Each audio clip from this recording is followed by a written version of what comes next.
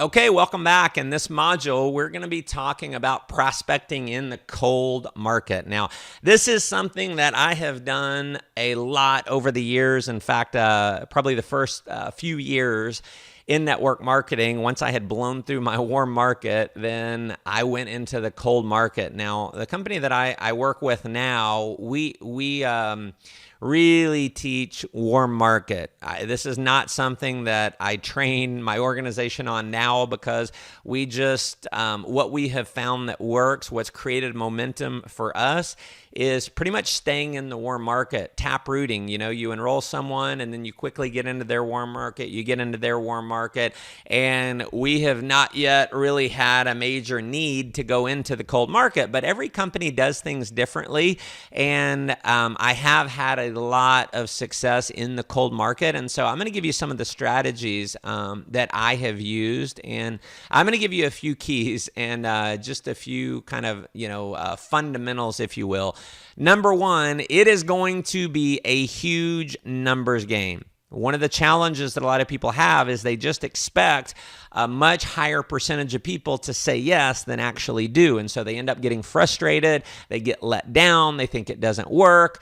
And it does work. If you do enough of anything, it's going to work. But you're going to have to go through a lot more numbers in the cold market than you would in anything else. And so expect that. These are people who've, answered an ad online, or you've run an ad, maybe you've bought a lead list, something like that. And you just never know. With people you don't know, you never know what's going to happen. People are going to be rude.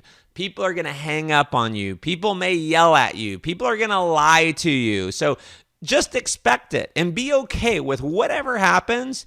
Just be okay. Listen, however it is that they are, whatever their opinion is, whatever they say to you, you cannot pay your bills based on the opinions of other people. And so whatever it is, just don't be emotionally attached. Don't take it personally, and just realize you are going to have to work the numbers. Now, it is all about how you carry yourself. Success in the cold market comes way more from how you position yourself and how you speak rather than what you say. So I'm going to give you some scripts that worked for me. They're scripts that I said over and over and over again and committed to memory. But when I got good, it wasn't necessarily because of the script. It was how I delivered the script, if that makes sense. So some keys here. You need to be confident. And here's the thing, and this is one of the things that I actually enjoyed about it, because I was in my early 20s, and because I was willing to make thousands and thousands of calls, I ended up getting really good over the phone.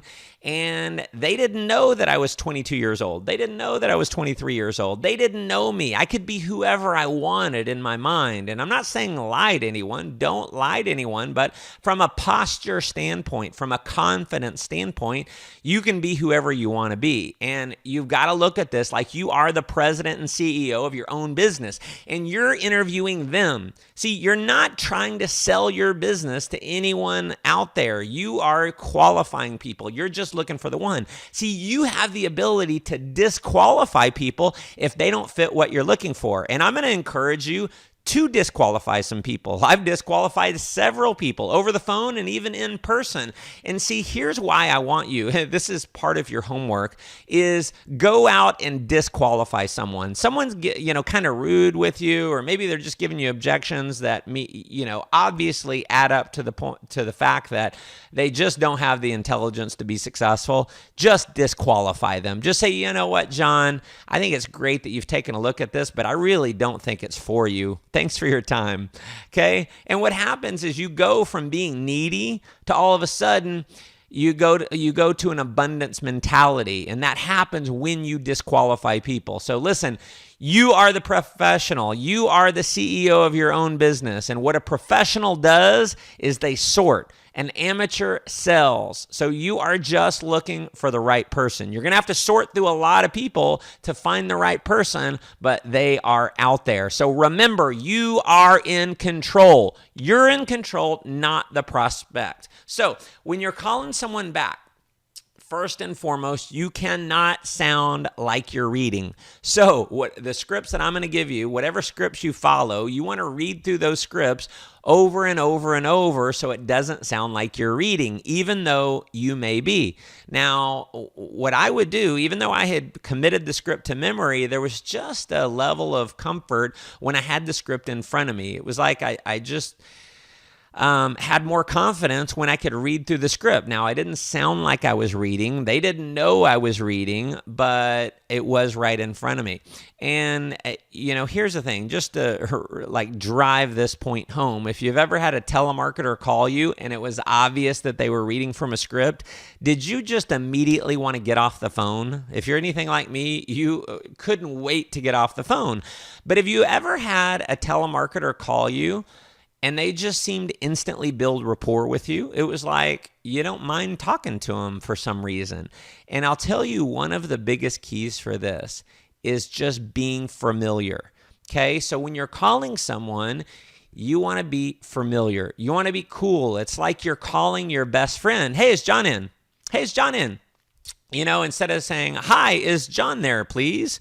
That's formal. That's not familiar. Be familiar. Hey, is this John? You're not saying, is John Smith there, please? Hi, is John Smith in? Don't give last names. Hey, is John in? Or, hey, is this John? So no last names. Again, we are being familiar. And when you start off the call familiar, most people, they just feel more at ease. It's like, most salespeople are amateurs. Most telemarketers are amateurs. And so they come across as being formal, and it sets off the sales, that sales radar, initially it goes up. And so then they feel closed off. And so when you're familiar, then, the warning doesn't go off as much. And here's when I knew I was really good. It was actually a negative experience, somewhat, but this is when I knew I had gotten really good. I called a lady, and I don't remember her name. Maybe it was Sandra, and I just said, hey, is this Sandra? Hey, Sandra, it's Matt. Listen, I'm calling you back because you had responded to an ad. And I just went into it. And we just started talking, and she sounded a little bit confused. And all of a sudden, she stopped me and she said, now, hold on a second. I don't even know who you are, and you're talking to me like we've known each other for 20 years. And she was almost like a little put off by that. And I just smiled. I said, I just make friends easy. And, she never joined my business. But it was after that call when I was like, wow, I got it. Like, she was confused because she felt like we had known each other for a long time, even though we didn't. And so let's talk about calling leads back from a purchased list. Let's say you buy a list online or you buy a list from whoever. Realize you're going to get really low conversions. You are going to have to talk to a lot of people. You're going to get a lot of bad numbers. You're going to get a lot of hangups. I'll also talk about self-generated leads. That's the only lead that I would ever call anymore, but I will give you some strategies on, really covering both. And so let's say you've called a lead, and it's not a lead that you generated. It's a lead that maybe someone else, you went to a lead generation company and they generated. And I'm going to give you an example of a script. I'd call someone back. I'd say, hey, this is Matt Morris calling from Dallas, giving you a quick call because you had recently requested information about starting a business from home. Is that still true?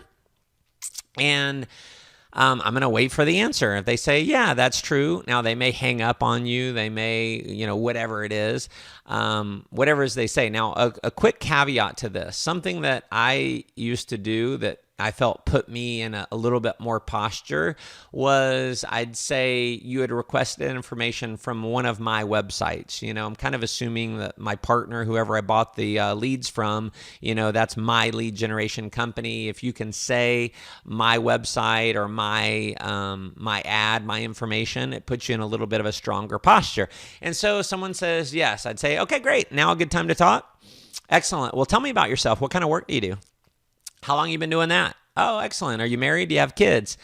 So I'm just doing a little bit of rapport building. Now, sometimes in some cases when I've just wanted to plow through leads, I've skipped a lot of the rapport building. I just find that if I do a little bit of rapport building, then they tend to like me a little bit better. It creates the rapport, and they're more likely to really take a serious look at it. And so I'm going to ask them, are you married? Do you have kids? Tell me this: how much money are you looking to make? And then I might ask something like this: assuming you found a business that met your needs, how much extra time per week can you commit to building a business from home? And so again, I'm interviewing them. I'm asking them how much time they can commit to the business. Why am I asking that? Because if they can't commit the time, they may not be the person that I want. Now, I'm going to give you what for me was the most important question, by far the most important question. And it's this: aside from the money, what is it you're really looking for? And just pause and wait. Sometimes there's going to be a bit of a silence because not a lot of people ask a question like this. So aside from just the money, what is it you're really looking for?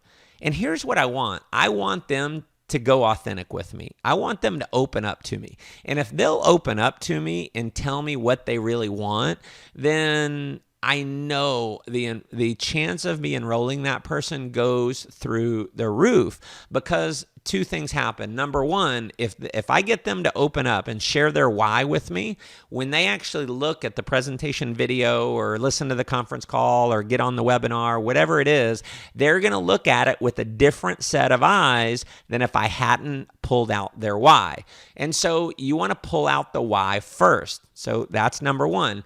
Number two is you can use that to close them at the end. And so once they've been through it, if money is an issue, you can go back to what their why is.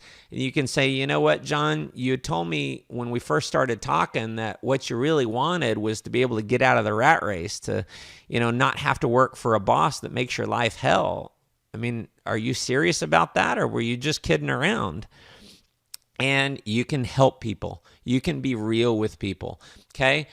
Sometimes when you say, aside from the money, what is it you're really looking for? And they say, well, I just want more money. I mean, they're going to go back to the money. And here's my standard answer every time. I said, well, listen, money ends in a why. Why do you want the money? And, if they won't answer that question, they're probably not a great prospect. And, what I would do is, if someone didn't feel comfortable answering that, and say, John, listen, there's a really important reason why I asked this question, is because I find that if people don't really have much of a motivation, they're just not going to be successful. And I have got a lot of people who have requested information, and I obviously want to work with the people who have the best chance of success. And so let me ask you one last time, what is it you're really looking for? And if they're not going to open up, that might be an opportunity to just disqualify them right there. Okay. Now, once you've gone through that, then you take it to the next step. Well, based on what you told me, you sound like the type of person that I'd love to work with, and someone who definitely has what it takes to be successful with our business model. Here's what we're going to do next. I need to get you some information so you can make an informed and educated decision on whether or not this is the right business model for you. Fair enough? Okay.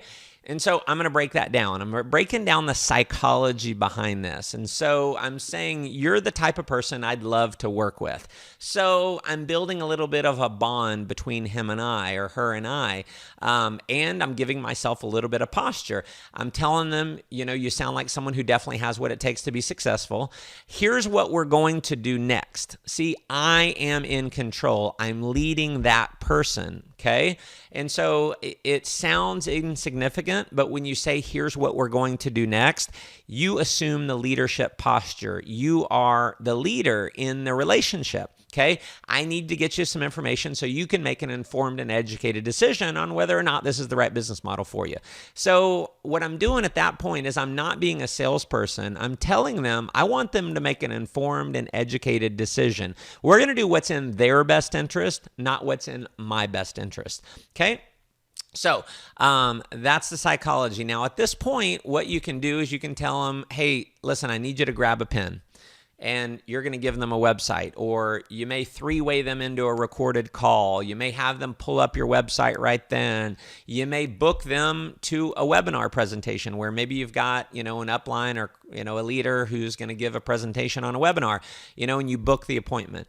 So one of the keys, one of the biggest keys, in fact, is to always schedule a specific time to follow up. If you're not immediately, having them watch the presentation, you are setting a time. So you're saying, all right, I've got a website I need you to review. There's going to be a presentation on there. It's going to take 15 minutes.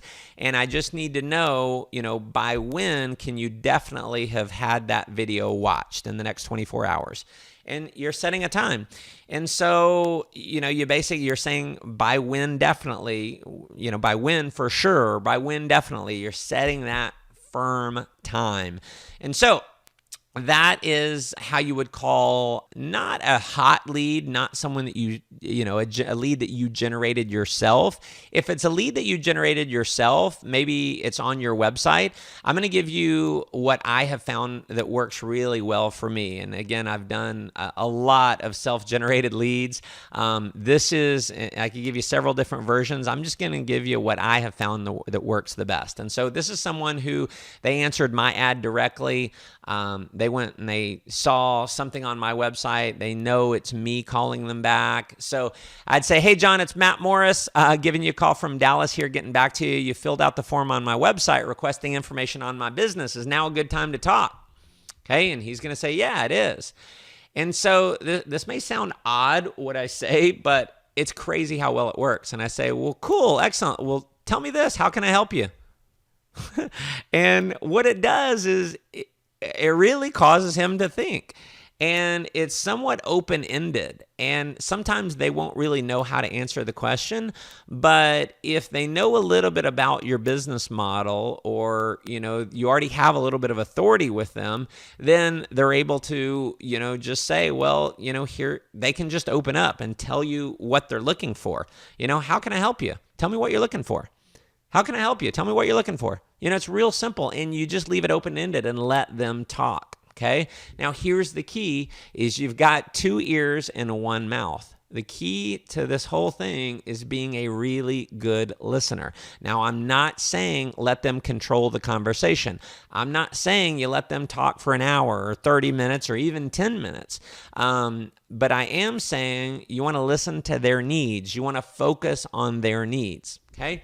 Now, here's another thing that you can do. If you're not comfortable doing that, I find that it just puts me in a place of power. It puts me in a place of posture.